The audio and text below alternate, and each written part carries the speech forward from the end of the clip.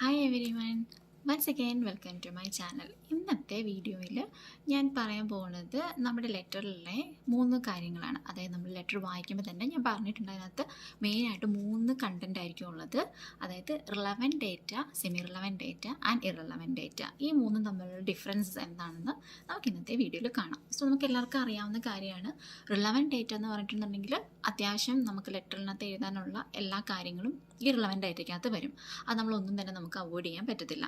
ഇനി അതിൽ irrelevant data എന്ന് പറഞ്ഞാൽ നമുക്ക് മനസ്സിലാക്കാം അത് ഇറലവൻ്റ് ആണ്, നമുക്ക് അതിൻ്റെ ആവശ്യമൊന്നുമില്ല. അത് നമ്മൾ ഈ ലെറ്ററിനകത്ത് വരാനേ പാടില്ല. അത് വന്നാലും പ്രശ്നമാണ്. റിലവൻറ്റ് ഡേറ്റ നമ്മൾ വരുത്തിയില്ലെങ്കിലും നമുക്ക് മാർക്ക് പോകും. ഇനി എന്താണ് ഈ സെമി റിലവൻറ്റ് ഡേറ്റ? ഈ സെമി റിലവൻറ്റ് ഡേറ്റ എന്ന് പറയുന്നത് ചില കാര്യങ്ങൾ കാണും, അത് വലിയ ഇമ്പോർട്ടൻസും കാണത്തില്ല, നമുക്ക് വേണമെങ്കിൽ അവോയ്ഡ് ചെയ്യാം. ബട്ട് വേണമെന്നുണ്ടെങ്കിൽ നമുക്ക് എഴുതാം. ഇപ്പോൾ ചില ലെറ്റേഴ്സ് തീരെ ചെറുതായിരിക്കും. നമ്മളിപ്പം നോൺ ജി പിക്ക് എഴുതുന്ന ലെറ്റർ, അതായത് നോൺ കേസസ് ലെറ്ററിൽ സോഷ്യൽ പാരഗ്രാഫ് നമുക്ക് എഴുതാൻ പറ്റത്തില്ല. അതുപോലെ തന്നെ ജി പിക്ക് എഴുതുകയാണെന്നുണ്ടെങ്കിൽ ഡോക്ടേഴ്സിൻ്റെ ലെറ്റർ ഓട്ടോമാറ്റിക്കലി ഒത്തിരി ചെറിയ ലെറ്റർ ആയിരിക്കും. സോ നമുക്ക് ലെറ്റർ കൗണ്ട് ഒത്തിരി കുറവായിരിക്കും, ഒരു 160 150 ആ ഒരു റേഞ്ചിലായിരിക്കും ഇരിക്കുന്നത്. അപ്പോൾ നമുക്ക് അവിടെ എന്തെങ്കിലുമൊക്കെ എഴുതി ചേർക്കേണ്ടി വരുന്ന ഒരു സിറ്റുവേഷൻ വരുമ്പം നമുക്ക് ചില കാര്യങ്ങൾ അവിടെ എഴുതാം. അത് നമ്മൾ സെമി റിലവൻറ്റ് ഡേറ്റ എന്നും പറയും. അതുപോലെ തന്നെ ഇപ്പോൾ സാധാരണ നോർമൽ ലെറ്റേഴ്സിൽ നമ്മളിപ്പം സോഷ്യൽ പാരഗ്രാഫ് എഴുതുമ്പം ചില ഡിസീസ് കണ്ടീഷൻസ് ഒന്നും ഈ റീഡറിന് ആവശ്യമുള്ളതായിരിക്കത്തില്ല. അപ്പം അത് വേണമെങ്കിൽ എഴുതാം, അതില്ലെങ്കിലും കുഴപ്പമില്ല. അപ്പോൾ അങ്ങനത്തെ കുറച്ച് കാര്യങ്ങളാണ് നമ്മുടെ സെമി റിലവൻറ്റ് ഡേറ്റയ്ക്കകത്ത് വരുന്നത്. ഇനി relevant data. So relevant data എന്ന് പറഞ്ഞിട്ടുണ്ടെങ്കിൽ ഞാൻ പറഞ്ഞ പോലെ നമുക്കത് അവോയ്ഡ് ചെയ്യാൻ പറ്റത്തില്ല. നമ്മുടെ ലെറ്ററിൽ ത്രൂ ഔട്ട് ഈ റിലവൻറ്റ് ഡേറ്റ നമ്മൾ അതിൻ്റെ അപ്രോപ്രിയേറ്റ് ആയിട്ടുള്ള പാരഗ്രാഫിൽ നമ്മൾ എഴുതിയിരിക്കണം. ഇല്ലെന്നുണ്ടെങ്കിൽ ശരിക്കും നമുക്ക് മാർക്ക് പോകും. അവിടെ ബേസ് സ്കോർ കിട്ടാനോ അല്ലെങ്കിൽ C+ കിട്ടാനുള്ള ചാൻസ് ഒത്തിരി കുറവായിരിക്കും. ഇനി നമ്മൾ റിലവൻറ്റ് ഡേറ്റിൽ എന്തൊക്കെ വരും എന്ന് വെച്ചിട്ടുണ്ടെങ്കിൽ ആസ് നോർമൽ നമുക്കിപ്പം അറിയാമല്ലോ, പേഷ്യൻറ്റിൻ്റെ ഇപ്പോൾ നമുക്കൊരു റൈറ്റിംഗ് ടാസ്ക് നമുക്ക് കൈ കിട്ടിയിട്ടുണ്ടെന്നുണ്ടെങ്കിൽ നമ്മൾ ആദ്യം എന്താ ചെയ്യേണ്ടത്? നമ്മൾ ആദ്യമേ ഇപ്പോൾ കേസ് നോട്ട് കിട്ടിയിട്ടുണ്ടെന്നുണ്ടെങ്കിൽ നമ്മൾ ആദ്യമേ റൈറ്റിംഗ് ടാസ്കിലേക്ക് പോകും. റൈറ്റിംഗ് ടാസ്ക് മുതൽ നമ്മൾ വായിച്ചിട്ട് പിന്നെ കേസ് നോട്ടിൻ്റെ ആദ്യം മുതൽ അവസാനം വരെ നമ്മൾ വായിച്ച് വരിക ചെയ്യണം. ഇങ്ങനെ നിങ്ങൾ വായിക്കാവുള്ളൂ. ആദ്യം തന്നെ വായിച്ച് പോകരുത്. ഫസ്റ്റ് റൈറ്റിംഗ് ടാസ്ക് വായിക്കുക. ആ റൈറ്റിംഗ് ടാസ്ക് വായിക്കുമ്പോൾ നമുക്ക് ഏകദേശം ഒരു ഐഡിയ കിട്ടും. അവിടുന്ന് തുടങ്ങി പിന്നെ വേണം നിങ്ങൾ കേസ് നോട്ടിൻ്റെ ആദ്യം മുതൽ വായിക്കാൻ വേണ്ടി. അപ്പോൾ നമ്മളിങ്ങനെ വായിച്ച് വരുമ്പം ഇമ്പോർട്ടൻ്റ് ആയിട്ട് നിങ്ങൾക്ക് തോന്നുന്ന കാര്യങ്ങൾ നിങ്ങൾ അണ്ടർലൈൻ ചെയ്ത് പോവുക. അതെല്ലാം തന്നെ റിലവൻറ്റ് ഡേറ്റയ്ക്കകത്ത് വരുന്നതായിരിക്കും. ഇനി ഞാനൊരു കേസ് നോട്ട് നിങ്ങൾക്ക് പ്രസൻറ്റ് ചെയ്യാം. ഈ കേസ് നോട്ടിനകത്ത് എങ്ങനെയാണ് relevant data, semi relevant data, irrelevant data എടുക്കേണ്ടതെന്ന് ക്ലിയർ ആയിട്ട് ഞാൻ പറഞ്ഞുതരാം. സോ ഇന്ന് ഞാൻ എടുത്തിരിക്കുന്നത് മിസ്റ്റർ ജനത്തോൺ സിംഗ് എന്ന് പറഞ്ഞിട്ടുള്ള ഒരു കേസ് നോട്ടാണ്. അപ്പം നമ്മൾ ആദ്യമേ പോകുന്നത് നമ്മുടെ റൈറ്റിംഗ് ടാസ്കിലേക്കാണ്. സോ റൈറ്റിംഗ് ടാസ്ക് വായിക്കുമ്പോൾ ഇവിടെ അവർ കൊടുത്തിട്ടുണ്ട്, write a letter of referral to the director general repatriation hospital Daw Park using the information above. So ഇതിനകത്ത് നമുക്ക് വലുതായിട്ട് ഉള്ള റിലവൻറ്റ് ഡേറ്റ എന്ന് പറഞ്ഞാൽ ഒന്നും ഇല്ല. ശരിക്കും പറഞ്ഞിട്ടുണ്ടെങ്കിൽ അത് ആർക്ക് എഴുതുന്നുണ്ട്, ഡയറക്ടറിനാണ്, പേര് കൊടുത്തിട്ടില്ല. ജനറൽ ഫെഡറേഷൻ ഹോസ്പിറ്റൽ അവിടെ അഡ്രസ്സ്. അപ്പോൾ ഇതിനകത്ത് നമുക്ക് റിലവൻറ്റ് ഡേറ്റ എന്ന് പറഞ്ഞിട്ടുണ്ടെങ്കിൽ ആർക്കാണ് നമ്മൾ എഴുതുന്ന റീഡർ, അവരുടെ അഡ്രസ്സ്. സോ ഇത്രയും നമ്മൾ അണ്ടർലൈൻ ചെയ്യുന്നു. അത് നമ്മൾ അഡ്രസ്സിൽ എഴുതുന്നു. അവിടെ അതിൽ കൂടുതലായിട്ട് നമുക്ക് അവിടെ വേറെ ഒന്നും പറഞ്ഞിട്ടില്ല. ഇനി നമ്മൾ കേസ് നോട്ടിൻ്റെ ആദ്യം മുതൽ പോകുന്നു. സോ കേസ് നോട്ടിൻ്റെ ആദ്യം മുതൽ പോകുമ്പോൾ എവിടേക്കാണ് ഞാൻ റെഡിങ്ങിൽ അണ്ടർലൈൻ ചെയ്തിരിക്കുന്നത്, ഇതെല്ലാം തന്നെ റിലവൻറ്റ് ഡേറ്റയാണ്. അല്ലാത്തതെല്ലാം തന്നെ സെമി റിലവൻറ്റ് അല്ലെങ്കിൽ ഇറലവൻറ്റ് ഡേറ്റയ്ക്കകത്ത് വരുന്ന കാര്യമാണ്. അപ്പോൾ നമ്മളിപ്പോൾ ആദ്യം നോക്കുന്നു. നോട്ട്സിനകത്ത് നമ്മൾ കൊടുത്തിട്ടുണ്ട് ഹോസ്പിറ്റൽ നെയിം ഉണ്ട്, നമുക്കത് വേണ്ട. പേഷ്യൻ്റ് ഡീറ്റെയിൽസ് ഉണ്ട്, അപ്പോൾ ഇത് വേണം. നെയിം ജനത്തോൺ Singh, age 63 years, marital status married. അപ്പോൾ ഇത്രയാണ് നമ്മുടെ റിലവൻറ്റ് ഡേറ്റ എന്ന് പറയുന്നത്. നമ്മളതിനകത്തെ അഡ്രസ്സ്, പേഷ്യൻ്റെ അഡ്രസ്സ് നമ്മൾ നോൺ കേസ് ആണോ അല്ലയെന്ന് അറിയാൻ വേണ്ടി നമ്മൾ അഡ്രസ്സ് രണ്ടും കമ്പയർ ചെയ്ത് നോക്കും. അഡ്രസ്സ് രണ്ടും സെയിം അല്ല എന്നുണ്ടെങ്കിൽ അത് നോൺ കേസായിട്ട് തന്നെ എടുക്കുക. അത് നോൺ കേസ് അല്ല. പിന്നെ നെക്സ്റ്റ് ഓഫ് കിനൊന്നും നമുക്ക് വലിയ അത്യാവശ്യമൊന്നുമില്ല ഈ ലെറ്ററിനകത്ത്. സോ നമ്മളത് മാരീഡ് സ്റ്റാറ്റസ് മാത്രം സോഷ്യൽ ഹിസ്റ്ററി പാരഗ്രാഫിനകത്ത് എഴുതാൻ വേണ്ടി മാരീഡ് എടുത്തു. അപ്പോൾ ഞാനിത് ആദ്യമേ റൈറ്റിംഗ് ടാസ്ക് വായിക്കുന്നത് പറഞ്ഞ് എന്താണെന്ന് വെച്ചിട്ടുണ്ടെങ്കിൽ നമുക്ക് അവിടെ മനസ്സിലാകും ഏത് നോൺ കേസ് ലെറ്റർ ആണോ അൺനോൺ കേസ് ലെറ്റർ ആണോ എന്ന്. അപ്പോൾ നോൺ കേസ് ആണെന്നുണ്ടെങ്കിൽ നമ്മൾ സോഷ്യൽ പാരഗ്രാഫിനകത്തോ പേഴ്സണൽ ഹിസ്റ്ററിയിലോ പാസ്റ്റ് മെഡിക്കലോ പാസ്റ്റ് സർജിക്കൽ ഇങ്ങനെയുള്ളതൊന്നും നമ്മൾ അണ്ടർലൈൻ ചെയ്യേണ്ട. കാരണം നമ്മൾ പാരഗ്രാഫിൽ എഴുതാൻ പോകുന്നില്ല. അതുകൊണ്ടാണ് ഞാൻ റൈറ്റിംഗ് ടാസ്ക് ആദ്യമേ വായിക്കണമെന്ന് പറഞ്ഞത്. അപ്പോൾ ഇത് നമുക്കറിയാം, ഇതൊരു ഡയറക്ടറിനാണ് എഴുതുന്നത്, ജനറൽ റിപ്പാട്രിയേഷൻ ഹോസ്പിറ്റലിലേക്കാണ് എഴുതുന്നത്. അപ്പോൾ അഡ്രസ്സും ഒന്നും ഒരുപോലെയല്ല. അപ്പോൾ ഇതെന്നാലും നോൺ കേസ് അല്ല. അപ്പോൾ നമുക്ക് ബാക്കിയുള്ള കാര്യങ്ങളെല്ലാം തന്നെ വേണം. സോ അഡ്മിഷൻ ഡേറ്റ് നെക്സ്റ്റ് അത് അത്യാവശ്യമാണ്, കാരണം നമ്മുടെ പ്രസൻറ്റ് മെഡിക്കൽ പാരഗ്രാഫ് എഴുതുമ്പോൾ നമ്മൾ സ്റ്റാർട്ട് ചെയ്യുന്നത് തന്നെ ഈ അഡ്രസ്സ് കൊണ്ടാണ്. സോ നമുക്ക് അഡ്രസ്സ്, അഡ്മിഷൻ ഡേറ്റും വേണം, ഡിസ്ചാർജ് ഡേറ്റും വേണം. സോ മോസ്റ്റ്ലി ഡിസ്ചാർജ് ഡേറ്റ് അന്നായിരിക്കും നമ്മൾ ലെറ്റർ എഴുതുന്നത്. അപ്പോൾ നിങ്ങൾ എക്സാമിന് പോകുമ്പോൾ നിങ്ങളുടെ എക്സാം ഡേറ്റ് തന്നെയായിരിക്കും 99% നമ്മുടെ ലെറ്റർ ഡേറ്റ് ആയിട്ട് വരുന്നത്. അപ്പോൾ ടുഡേയ്സ് അന്നത്തെ ഡേറ്റ് വെച്ചിട്ട് തന്നെയായിരിക്കും ഡിസ്ചാർജ് ഉള്ളത്. നെക്സ്റ്റ് ഡയഗ്നോസ് നമുക്ക് ഒത്തിരി ഇമ്പോർട്ടൻ്റ് ആണ്. So here admission date 22/10/2008, discharge date 26/10/2008. അത് നമ്മൾ അണ്ടർലൈൻ ചെയ്യണം. Next diagnosis carbon monoxide poisoning home kerosene heater. So അത് നമുക്ക് വേണം, കാരണം അത് നമ്മൾ ലെറ്ററിൽ എന്നായാലും എഴുതി പറ്റും. അത് കഴിഞ്ഞിട്ടുള്ളതാണ് പാസ്റ്റ് മെഡിക്കൽ ഹിസ്റ്ററി. അപ്പം നമുക്ക് തന്നിരിക്കുന്ന ടാസ്ക് ഒരിക്കലും ക്രമത്തിലുള്ളതെന്ന് നിങ്ങൾ വിചാരിക്കരുത്. പല രീതിയിലായിരിക്കും. ഇപ്പോൾ ഈ ഒരു കേസിൽ നിങ്ങൾ ഫുൾ എടുത്ത് നോക്കിയിട്ടുണ്ടെങ്കിൽ ആദ്യം പേഷ്യൻ്റ് ഡീറ്റെയിൽസ് കൊടുത്തിട്ടുണ്ട്, അഡ്മിഷൻ, ഡിസ്ചാർജ് ഉണ്ട്, ഡയഗ്നോസിസ് ഉണ്ട്, പിന്നെ പാസ്റ്റ് മെഡിക്കൽ ഹിസ്റ്ററി, പണ്ടത്തെ കാര്യങ്ങൾ കൊടുത്തിട്ടുണ്ട്. അത് കഴിഞ്ഞിട്ട് പിന്നെ അഡ്മിഷൻ സമയത്ത് നടന്ന കാര്യങ്ങൾ, ട്രീറ്റ്മെൻറ്റ്, ഒബ്സർവേഷൻ, അങ്ങനെ കുറച്ച് കാര്യങ്ങൾ. ഇതിൻ്റെ ഇടയ്ക്ക് കുറേ ഇറലവൻറ്റ് ഡേറ്റാസ് ഉണ്ട്. ഏറ്റവും ലാസ്റ്റ് ഡിസ്ചാർജ് പ്ലാൻ ഉണ്ട്, പിന്നെയാണ് റൈറ്റിംഗ് ടാസ്ക് കൊടുത്തിരിക്കുന്നത്. അപ്പം ഇവിടെ നമുക്ക് വലിയ കൺഫ്യൂഷൻ വരത്തില്ല, ക്രമമായിട്ട് തന്നെയാണ് കൊടുത്തിരിക്കുന്നത്. പക്ഷേ ചിലതിനകത്തൊക്കെയാണെന്നുണ്ടെങ്കിൽ ക്രമം തെറ്റിച്ചായിരിക്കും കൊടുത്തിരിക്കുന്നത്. അപ്പം നമ്മൾ അതിനനുസരിച്ച് അത് സെഗ്രിഗേറ്റ് ചെയ്ത് മാറണം. അതായത് പ്രസൻറ്റ് മെഡിക്കൽ പാരയിൽ വരുന്ന കാര്യങ്ങൾ സെപ്പറേറ്റ്, സോഷ്യൽ പാരയിൽ വരുന്ന സെപ്പറേറ്റ്, ഡിസ്ചാർജ് പ്ലാനിലുള്ളത്, റെക്കമെൻഡേഷൻ പാരഗ്രാഫിനകത്ത് എഴുതാനുള്ള കാര്യങ്ങൾ സെപ്പറേറ്റ്. അപ്പോൾ അതോരോന്ന് വായിച്ച് നോക്കുമ്പോൾ തന്നെ നിങ്ങളത് സെപ്പറേറ്റ് ആയിട്ട് സെഗ്രിഗേറ്റ് ചെയ്ത് പോയിക്കണം. അപ്പോൾ ഇവിടെ നെക്സ്റ്റ് നമുക്കിനി വേണ്ടത് പാസ്റ്റ് മെഡിക്കൽ ഹിസ്റ്ററി, സോഷ്യൽ പാരഗ്രാഫിനകത്ത് എഴുതാനുള്ള കണ്ടൻറ്റാണ് ഇവിടെ കൊടുത്തിരിക്കുന്നത്. അവർ നെക്സ്റ്റ് കാറ്ററാക്ട് സർജറി ചെയ്തിട്ടുണ്ട് 12/5/99. അതുപോലെ surgical repair of prostate hypertrophy ചെയ്തിട്ടുണ്ട്, ആൻഡ് സോറിയാസിസ്. അപ്പം നമുക്ക് ഇവിടെ കോൺസ്റ്റിപ്പേഷൻ ഉണ്ട്, ഇമ്പേർഡ് വിഷൻ, ഗ്ലാസസ്, അതെല്ലാം ഉണ്ട്.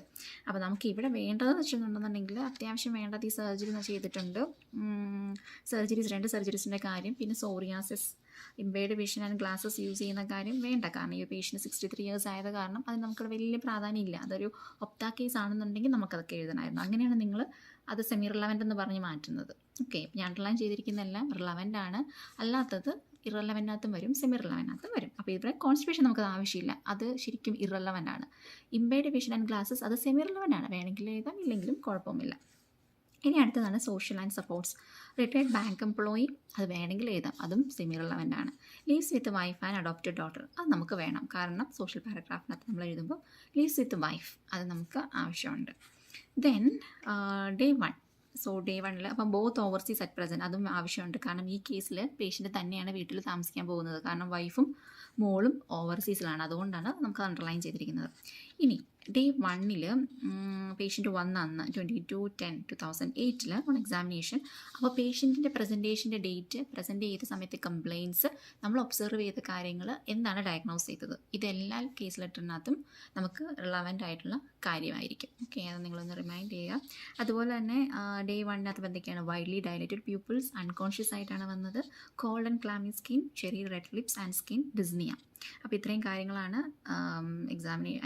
വന്നപ്പോൾ ഉള്ള കംപ്ലയിൻറ്റ്സ്. അപ്പോൾ നമ്മളതെല്ലാം തന്നെ വേണം. ഇനി നമ്മൾ ലെറ്റർ എഴുതുമ്പോൾ നമ്മൾ അതിനനുസരിച്ച് വേണമെങ്കിൽ 1-2 നമുക്ക് അവോയ്ഡ് ചെയ്യാം, കാരണം 4 കൂടുതൽ ചീഫ് കംപ്ലയിൻറ്റ്സ് എഴുതേണ്ട ആവശ്യമില്ല. Then in physical examination assist for head injury. അപ്പോൾ നമുക്ക് നോക്കാം ഇതിൽ എന്തുകൊണ്ടാണ് ഞാൻ അത് അണ്ടർലൈൻ ചെയ്തില്ല എന്നുണ്ടെങ്കിൽ, കാരണം നെഗറ്റീവ് റിസൾട്ട് ഇതൊന്നും നമുക്ക് ലെറ്ററിനകത്ത് എഴുതേണ്ട ആവശ്യമില്ല. അത് സ്പെസിഫിക് ആയിട്ട് അതിനവിടെ ഒരു ഇമ്പോർട്ടൻസ് ഉണ്ടെങ്കിൽ മാത്രം എഴുതിയാൽ മതി, ഇല്ലാന്നുണ്ടെങ്കിൽ അതൊന്നും എഴുതേണ്ട ആവശ്യമില്ല. ഇവിടെ നോക്കിയാൽ നമുക്കറിയാൻ പറ്റും, assist for head injury or other precipitating factors causing coma, negative result, അത് നെഗറ്റീവ് റിസൾട്ടാണ്. സോ നമുക്കത് വേണ്ട, അതാണ് നമ്മൾ ഇറലവൻ്റ് ഡേറ്റ എന്ന് പറയുന്നത്. ഇനി blood test for blood sugar 2, that is query for diabetic coma, negative. ഇത് സസ്പെക്റ്റഡ് ആയിരുന്നു, ബട്ട് അത് നെഗറ്റീവാണ്, അപ്പോൾ നമുക്കതും വേണ്ട. അപ്പോൾ ഇത് രണ്ടുമാണ് ഇവിടുത്തെ ഇറലവൻ്റ് ഡേറ്റ എന്ന് പറയുന്നത്. അപ്പോൾ നമ്മൾ ഇത് രണ്ടും അവോയ്ഡ് ചെയ്ത് കളയുക. അടുത്ത നമ്മൾ ട്രീറ്റ്മെൻറ്റിനകത്ത്, അപ്പോൾ ഇങ്ങനത്തെ ചില ക്വസ്റ്റ്യൻ പേപ്പേഴ്സൊക്കെ നോക്കിയിട്ടുണ്ടെന്നുണ്ടെങ്കിൽ ഒരു വലിയ കുറേ പാരഗ്രാഫ്സ് കാണും, അതിൽ കുറേ കാര്യങ്ങൾ കൊടുത്തിട്ടുണ്ടായിരിക്കും. ബട്ട് നിങ്ങളത് ശ്രദ്ധിച്ച് വായിച്ച് നോക്കിയിട്ടുണ്ടെങ്കിൽ അറിയാം, മോസ്റ്റ്ലി എല്ലാ പാരഗ്രാഫിനകത്തും കുറച്ച് ഇമ്പ്രൂവ്മെൻറ്റ് വന്ന് പ്രോഗ്രസ്, അതായത് പേഷ്യൻ്റെ പ്രോഗ്രസ് ആണ് അവർ ഉദ്ദേശിക്കുന്നത്. അപ്പം നമുക്കവിടെ എല്ലാം ഓവറോൾ നോക്കിയിട്ട് ഓവറോളിൽ നിന്ന് കുറച്ച് കാര്യങ്ങൾ എടുത്ത് എഴുതേണ്ട ആവശ്യമുള്ളൂ. അല്ലാതെ ഇന്ന ദിവസം ഇന്ന ഇമ്പ്രൂവ്മെൻറ്റ് നടന്നു, അടുത്ത ദിവസം അടുത്ത ഇമ്പ്രൂവ്മെൻറ്റ് നടന്നു, അങ്ങനെയൊന്നും പറയേണ്ട ആവശ്യമില്ല.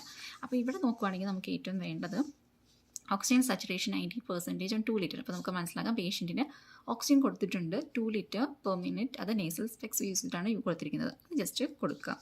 പിന്നെ ഉള്ളത് അവേർലി അസസ്മെൻറ്റ്, അതൊന്നും നമുക്ക് ആവശ്യമില്ലാത്ത കാര്യങ്ങളാണ്. NG2 ഫീഡിങ് ഉണ്ടായിരുന്നു, അത് വേണം. Then knees flexed using pillow, അതൊരു അസിസ്റ്റഡ് ഡിവൈസ് ആണ്, അപ്പോൾ അത് വേണം. Foot board to prevent the foot drop, അത് വേണം. പിന്നെ പ്രഷർ കെയർ ഏരിയയിൽ നമ്മൾ frequent changes in position and back rubs, അതും നമ്മൾ ചെയ്ത ഒരു കെയർ ആണ്, അത് വേണം. ദെൻ ഇൻഡ്വെല്ലിംഗ് കത്തീറ്റർ ഉണ്ടായിരുന്നു, അത് വേണം. Skin care for psoriasis, so ഇത്രയും കെയർ ആണ് നമ്മളവിടെ കൊടുത്തത്. അപ്പോൾ അതെല്ലാം റിലവൻ്റിനകത്ത് വരും. പിന്നെ ഈ അവേർലി അസസ്മെൻറ്റ് വൈറ്റൽസൻസ് അതൊക്കെ റിലവൻ്റ് ആണ്. കാം എൻവയോൺമെൻറ്റ് കൊടുത്തു, അസ്പെക്ട്സ് നമ്മൾ ചെക്ക് ചെയ്തു, വിസിറ്റർ വന്ന് ചെക്ക് ചെയ്ത്, ഇതൊന്നും നമുക്ക് ആവശ്യമില്ലാത്ത കാര്യങ്ങളാണ്, ലെറ്ററിന് ആവശ്യമില്ലാത്ത കാര്യങ്ങളൊക്കെയാണ് നമ്മൾ ഇറലവൻ്റ് ആയിട്ട് മാറ്റി. നെക്സ്റ്റ് ഒബ്സർവേഷനകത്ത് നിങ്ങൾ നോക്കിയിട്ടുണ്ടെന്നുണ്ടെങ്കിൽ ബാക്കിയുള്ള 2-3 പാരഗ്രാഫിനകത്തെല്ലാം ആവശ്യമില്ലാതെ സെയിം റെപ്പിറ്റേഷൻ, അതായത് സെയിം റെപ്പിറ്റേഷൻ വന്നിട്ടുണ്ടെന്നുണ്ടെങ്കിൽ നമുക്കതൊന്നും വേണ്ട, അതെല്ലാം ഇറലവൻ്റ് ആണ്. പിന്നെ നെക്സ്റ്റ് നമുക്കതിനകത്തുള്ളത് ആകപ്പാടെ ഉള്ളത് ഒബ്സർവേഷനിൽ പേഷ്യൻ റിഗെയിൻഡ് കോൺഷ്യസ്നെസ് വിത്ത് റൈറ്റ് ഹെമിപ്ലീജിയ. അപ്പോൾ ആ കോൺഷ്യസ്നെസ് മാറി അത് റീഗെയിൻ ചെയ്തപ്പം അവർ ഡയഗ്നോസ് ചെയ്തു പേഷ്യൻറ്റിന് റൈറ്റ് ഹെമിപ്ലീജിയ ആണെന്ന് കൺഫേം ചെയ്തു. സോ അത് ഇമ്പോർട്ടൻ്റ് ആണ്, അതാണ് റിലവൻ്റ് ആയിട്ട് ആ ഒരു പാരഗ്രാഫിനകത്ത്. വേറെ ഒന്നും തന്നെ നമുക്കവിടെ റിലവൻ്റ് ആയിട്ടില്ല. അടുത്ത Day 3 പറയുവാണെങ്കിലും സെയിം തന്നെയാണ് അവർ മാനേജ്മെൻറ്റ് കൊടുത്തുകൊണ്ടേയിരിക്കുന്നത്. കുറച്ച് ഇമ്പ്രൂവ്മെൻറ്റ്സ് ഉണ്ട്, അപ്പോൾ നമ്മളതെല്ലാം നമുക്ക് വേണ്ട, അല്ല നമുക്ക് ആവശ്യമുള്ളതെന്ന് പറഞ്ഞിട്ടുണ്ടെങ്കിൽ ഫിസിയോതെറാപ്പിസ്റ്റ് അസസ്മെൻറ്റ് കഴിഞ്ഞിട്ട് പാസീവ് എക്സസൈസസ് കമൻസ് ചെയ്തു തുടങ്ങി, അതാണ് നമുക്കവിടെ വേണ്ടത്. കാരണം ഗ്രാജുവലി പേഷ്യൻറ്റിന് എക്സസൈസ് നമ്മൾ സ്റ്റാർട്ട് ചെയ്ത് തുടങ്ങി എന്നുള്ളത് നമ്മൾ മെൻഷൻ ചെയ്യേണ്ടി വരും, അതുകൊണ്ട് അത് അണ്ടർലൈൻ ചെയ്തിരിക്കുന്നു. പിന്നെ pressure care area frequent changes in position back, നമ്മൾ നേരത്തെ എഴുതിയിട്ടുള്ളത് കാരണം അത് തന്നെയാണ്, അതിവിടെ നമുക്കൊന്നും റിപ്പീറ്റഡ് വേണ്ട. ശരിക്കും പറഞ്ഞാൽ അത് എഴുതുമ്പോൾ കോപ്പണായിട്ട് എഴുതിയാൽ മതി. ഇനി ലെവൽ ഓഫ് കോൺഷ്യസ്നെസ്, ഇപ്പോൾ ലാസ്റ്റ് നമ്മുടെ കുറച്ച് പ്രോഗ്രസ്സിൽ വരുമ്പം റൈറ്റ് സൈഡ് വീക്ക്നെസ് ആണ് അവസാനം, റൈറ്റ് സൈഡ് വീക്ക്നെസ്സിൽ വന്ന് നിൽക്കുന്നു. കംഫർട്ടബിൾ ആണ്, ഡിപ്രസ്ഡ്, ബട്ട് അവിടെ ഒരു പുതിയതായിട്ടുള്ളൊരു ചേഞ്ചസ് എന്ന് പറഞ്ഞിട്ടുണ്ടെങ്കിൽ പേഷ്യൻറ്റ് കംഫർട്ടബിൾ ആണ് ബട്ട് ഡിപ്രസ്ഡ് ആണ്, ആങ്ഷ്യസ് അബൌട്ട് ദ പ്രോഗ്നോസിസ്, അപ്പോൾ അതൊന്ന് അണ്ടർലൈൻ ചെയ്യാം. ഇനി നെക്സ്റ്റ്, കാരണം നമ്മൾ ഈ ലെറ്റർ എഴുതുന്നത് റിപ്പാട്രിയേഷൻ ഹോസ്പിറ്റലിലേക്കാണ് എഴുതുന്നത്, അപ്പോൾ കുറച്ച് കറൻറ്റ് സ്റ്റാറ്റസിലേക്ക് വരുന്ന രീതിയിലുള്ള കാര്യങ്ങളൊക്കെ നമ്മൾ എഴുതണം. പിന്നെ Day 4 നമുക്കവിടെ പറയാനുള്ളത് range of motion gradually increase ആയി, അപ്പോൾ ഒരു പ്രോഗ്രസ് ആണ് അവിടെ, വേറെ ഒന്നും നമുക്കവിടെ വേണ്ട, കാരണം അതെല്ലാം റിപ്പീറ്റേഷൻ തന്നെയാണ്. പിന്നെ ഡയറ്റ്, നോർമൽ ഡയറ്റും ഫ്ലൂയിഡ് ഡയറ്റ്സ് ഒക്കെ എടുക്കാൻ തുടങ്ങി. പിന്നെ അവിടെ ഒബ്സർവേഷൻ അത്. ഇനി നമുക്ക് ഇമ്പോർട്ടൻ്റ് ആയിട്ടുള്ള കാര്യം എന്ന് വെച്ചിട്ടുണ്ടെങ്കിൽ patient mentally stable but depressed, നമ്മൾ വരെ പറഞ്ഞ സെയിം കാര്യം തന്നെ, സ്റ്റഡി പ്രോഗ്രസ് നടക്കുന്നുണ്ട്. ഇനി doctor has advised discharge tomorrow and further rehabilitation at the general repatriation hospital. അപ്പോൾ ഇവിടെയാണ് നമ്മുടെ മെയിനായിട്ടുള്ള കണ്ടൻറ്റ്, എന്തുകൊണ്ടാണ് നമ്മൾ ലെറ്റർ എഴുതുന്നത്. ഇതാണ് ഞാൻ പറഞ്ഞ ചെറിയൊരു കൺക്ലൂഷൻ എന്ന് ഞാൻ നേരത്തെ വീഡിയോയിൽ വരുന്നത്. അതായത് doctor has advise discharge tomorrow, അതായത് ഫർദർ റിഹാബിലിറ്റേഷൻ വേണ്ടി, ഇപ്പം പേഷ്യൻറ്റ് കംപ്ലീറ്റ് ആയിട്ട് റിക്കവർ ആയിട്ടില്ല, ഇത് പേഷ്യൻറ്റ് റിഹാബിലിറ്റേറ്റീവ് ആണ് ഇപ്പോൾ ഇപ്പോഴത്തെ സ്റ്റേജിൽ, അപ്പോൾ അതുകൊണ്ടാണ് അവർ വേറൊരു ഹോസ്പിറ്റലിലേക്ക് വിടുന്നത്. ഇനി നഴ്സിംഗ് മാനേജ്മെൻറ്റിൽ comfortable stable environment, skin integrity, diet, ഇതെല്ലാം തന്നെ നമ്മുടെ റിപ്പീറ്റേഷൻ ആയതാണ്, ഇതെല്ലാം ഇറലവൻ്റ് ഡേറ്റയ്ക്കകത്തേ വരത്തുള്ളൂ. ഇനി ഡിസ്ചാർജ് പ്ലാൻ, ഇതാണ് നമ്മുടെ ലാസ്റ്റത്തെ റെക്കമെൻഡേഷൻ പാരഗ്രാഫിൽ എഴുതേണ്ട ഇമ്പോർട്ടൻ്റ് ആയിട്ടുള്ള സെൻറ്റൻസസ്. അപ്പോൾ ഇവിടെ നമുക്ക് ഡെയിലി അതെല്ലാം തന്നെ, ഇതിലെല്ലാം തന്നെ നമ്മളെന്താ ശ്രദ്ധിക്കേണ്ടതെന്ന് വെച്ചിട്ടുണ്ടെങ്കിൽ ആർക്കാണോ ആവശ്യമുള്ളത്, ഇതൊരു സോഷ്യൽ വർക്കറിനുള്ളൊരു ലെറ്റർ ആയിരുന്നെങ്കിൽ ആ നഴ്സ് ചെയ്യേണ്ട കാര്യങ്ങളൊന്നും നമ്മൾ അണ്ടർലൈൻ ചെയ്യത്തില്ല. അതേസമയം ഇതൊരു ഫിസിയോതെറാപ്പിസ്റ്റ് ആണ് എഴുതുന്നുണ്ടെങ്കിൽ ഇതിൽ ഫിസിക്കൽ ആക്ടിവിറ്റിയും എക്സസൈസും ഒഴികെ ബാക്കിയൊന്നും നമുക്ക് അണ്ടർലൈൻ ചെയ്യേണ്ടി വരത്തില്ല. അപ്പോൾ അതുപോലെ, അപ്പോൾ ഇവിടെ എന്ന് പറഞ്ഞിട്ടുണ്ടെങ്കിൽ നമ്മളിതൊരു ഹോസ്പിറ്റലിലേക്ക് റിഹാബിലിറ്റേഷന് വേണ്ടിയാണ് അയക്കുന്നത്, അതുകൊണ്ട് ഈ കാര്യങ്ങളെല്ലാം തന്നെ നമുക്ക് ആവശ്യമുണ്ട്. അതായത് daily assessment and support from physiotherapist അത് നമുക്ക് ആവശ്യമുണ്ട്, ഒക്കുപേഷണൽ തെറാപ്പിസ്റ്റ് ആവശ്യമുണ്ട്, സിക്കാട്രിസ്റ്റ് നമുക്ക് ആവശ്യമുണ്ട്, mobility and independence following the accident. അപ്പം ഇതെല്ലാം തന്നെ, അതായത് psychiatrist visit to be initiated regarding depression caused by the loss of mobility and independence. അപ്പോൾ അതായത് അവർ പറയുന്നത് ഒരു ഫിസിയോതെറാപ്പിസ്റ്റിൻ്റെ ആവശ്യം, ഒക്കുപേഷൻ തെറാപ്പിസ്റ്റിൻ്റെ ആവശ്യം, ഒരു സൈക്കാട്രിസ്റ്റ്, ഈ 3 പേരുടെയും ആവശ്യമുണ്ട് ശരിക്കും റിഹാബിലിറ്റേറ്റീവ് തെറാപ്പിക്ക്. അപ്പോൾ അത് കാരണം നമുക്കതൊന്നും തന്നെ അവോയ്ഡ് ചെയ്യാനില്ല, അതെല്ലാം തന്നെ റിലവൻറ്റ് ഡേറ്റയാണ്. അപ്പം ഇങ്ങനെയാണ് നമ്മൾ സെഗ്രിഗേറ്റ് ചെയ്യണത്, എങ്ങനെയാണ് relevant data, semi relevant data and irrelevant data. അപ്പോൾ ഞാനകത്ത് അണ്ടർലൈൻ ചെയ്ത റെഡിങ് കൊണ്ട് അണ്ടർലൈൻ ചെയ്തതെല്ലാം തന്നെ റിലവൻറ്റ് ഡേറ്റയാണ്, അണ്ടർലൈൻ ചെയ്യാത്തതെല്ലാം തന്നെ ഒന്നെങ്കിൽ അത് സെമി റിലവൻറ്റ് അല്ലെങ്കിൽ ഇറലവൻറ്റിൽ വരും.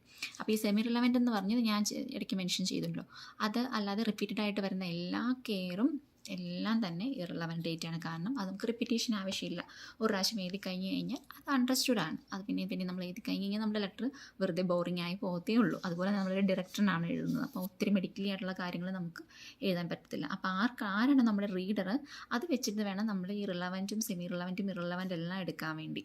അതായത് ഇപ്പോൾ നമ്മളൊരു ഡയറക്ടറിനെ എഴുതുമ്പം അയാൾക്ക് മെഡിക്കലി ഉള്ള ഒത്തിരി കാര്യങ്ങൾ പറഞ്ഞിട്ടുണ്ടെന്നുണ്ടെങ്കിൽ അതെല്ലാം ഇറലവനാണ്, കാരണം അവർക്കതൊന്നും മനസ്സിലാകത്തില്ല. അപ്പോൾ അങ്ങനെ വേണം അതിൻ്റെ കാര്യം നമ്മൾ സെലക്ട് ചെയ്യാൻ വേണ്ടി. അതേസമയം ഇപ്പോൾ നമ്മളൊരു മ്യൂസിക് തെറാപ്പിസ്റ്റിനാണെന്നുണ്ടെങ്കിൽ അവിടെ കൊണ്ട് നമ്മൾ മെഡിക്കലായിട്ടുള്ള കാര്യങ്ങളോ ഡയറ്ററി കാര്യങ്ങളോ ഫിസിക്കൽ ആക്ടിവിറ്റിയുടെ കാര്യങ്ങളോ ഒന്നും ചെയ്തിട്ട് കാര്യമില്ല. അവിടെ ആ പേഷ്യൻ്റ് എന്തുകൊണ്ടാണ് മ്യൂസിക് സെലക്ട് ചെയ്തത്, എന്തുകൊണ്ടാണ് അതിനോട് ഇഷ്ടം വന്നത്, ഒരു ബിഹേവിയറൽ ചേഞ്ചസ് മാറ്റം വന്നോ, അതുപോലെ തന്നെ മ്യൂസിക് ഉള്ളത് കൊണ്ടാണോ അയാൾക്ക് മാറ്റം വന്നത്, ഇനി നമ്മൾ എന്താണ് പ്രതീക്ഷ, ഇങ്ങനത്തെ കുറേ കാര്യങ്ങളാണ് ആ കേസ് നോട്ടിനകത്ത് ആവശ്യം വരുന്നത്. അതേസമയം നമ്മളൊരു ഫാർമസിസ്റ്റിന് എഴുതുവാണെങ്കിൽ റിലേറ്റഡ് ടു മെഡിക്കേഷൻ്റെ യൂസേജ്, അല്ലെങ്കിൽ ഇപ്പോൾ ഒരു വെൻഡോളിൻ ഇൻഹേലറിൻ്റെ യൂസ് ആണെങ്കിൽ അതിനെക്കുറിച്ചുള്ള എഡ്യൂക്കേഷൻ അവർക്ക് അറിയത്തില്ല, അവരതങ്ങനെ ചെയ്യാത്തത് കാരണം ഇങ്ങനെ സംഭവിച്ചു, ഇതൊക്കെയാണ് റിലവൻറ്റ് ഡേറ്റ എന്ന് പറയുന്നത്. അപ്പം റീഡർ ഒത്തിരി ഇമ്പോർട്ടൻ്റ് ആണ്.